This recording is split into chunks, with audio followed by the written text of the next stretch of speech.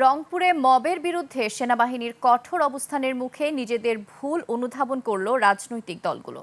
জাতীয় পার্টির chairman GM. কাদেরের বাসভবনে হামলার ঘটনায় বিএনপি ও বৈষম্য বিরোধী ছাত্র আন্দোলনের নেতারা দুঃখ প্রকাশ করে এ ধরনের ঘটনা আর ঘটবে না বলে অঙ্গীকার করেন।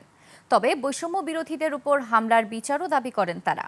ত্রিপক্ষীয় বৈঠকে ৭২ ব্রিগেডের কমান্ডার ব্রিগেডিয়ার হুমায়ুন কাইয়ুম রাজনৈতিক দল ও সংগঠনগুলোকে ধন্যবাদ জানিয়ে বলেন, রাজনীতি বা মবের নামে কোনো নাশকতা মেনে নেওয়া হবে না।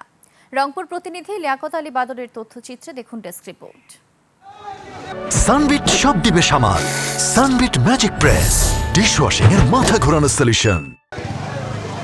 গত বৃহস্পতিবার রাতে জাতীয় পার্টির চেয়ারম্যান জি.এম. কাদেরের বাসভবন স্কাই ভিউতে ভাঙচুর ও আগুন দেওয়ার ঘটনা ঘটে। এই ঘটনার পর ভাঙচুরের ঘটনায় জড়িতদের ধরতে মাঠে নামে সেনাবাহিনী। সেদিনের ঘটনায় ভিডিও ফুটেজ থেকে জড়িতদের শনাক্ত করতে বিএনপি ও বৈষম্য বিরোধী ছাত্র আন্দোলনের নেতাদের সাহায্য চায় তারা।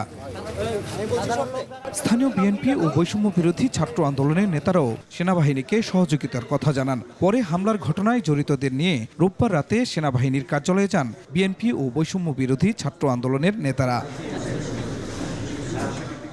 আলোচনায় সেদিনের ঘটনার জন্য দুঃখ প্রকাশ করেন রাজনৈতিক নেতারা। একই সঙ্গে মিছিলে হামলার বিচার চান তারা। সেদিনে যে অনাকাঙ্ক্ষিত যে ঘটনাটি ঘটেছে, এতে আমাদের যারা ভাই ব্রাদার কেউ ইট হাতে নিয়েছিল, গাছের ডাল ভাঙিয়ে হাতে নিয়েছিল, তাদেরকেও আমরা আমাদের অবস্থান থেকে একটু সচেতন করেছি। আমরা তাদেরকে নিয়ে এসে ওনার সাথে একটা আলোচনা হলো সেই সমস্যাটার সমাধান হয়েছে আর কি। রাজনীতি বা মবের নামে যারা অরাজকতা করবে তাদের আর ছাড় দেওয়া হবে না বলে হুঁশিয়ারি দেওয়া হয় সেনাবাহিনীর পক্ষ থেকে। রাজনীতির নামে অথবা মবের নামে নাশকতামূলক কোনো কর্মকাণ্ড করার সুযোগ এখন বাংলাদেশে নেই।